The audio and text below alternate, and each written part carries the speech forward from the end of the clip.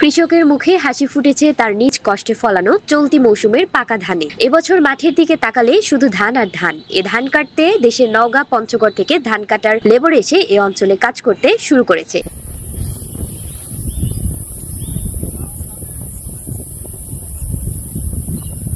চিতলমারী উপজেলায় ৭টি ইউনিয়নে ৩ মাস পূর্বে এ ধানের ফসল রোপণ করেছিল। শুক্রবার উপজেলার ডুমুরিয়া ইউনিয়ন থেকে এ ভিডিও করা হয়েছে।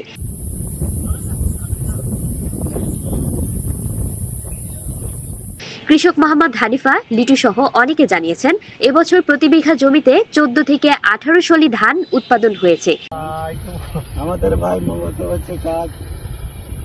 চিতলমারী উপজেলা কৃষি কর্মকর্তা সিফাত আল মারুফ জানিয়েছেন, চিতলমারী উপজেলার ৭টি ইউনিয়নে কয়েক হাজার কৃষক চলতি মৌসুমে ধান চাষ করে ব্যাপক সাড়া ফেলেছে। কৃষক তার ফসল সুন্দরভাবে কেটে ঘরে তুলতে পারে আল্লাহ তাআলার কাছে এই প্রার্থনা করছেন। নিউজ ডেস্ক, দিগন্ত টিভি।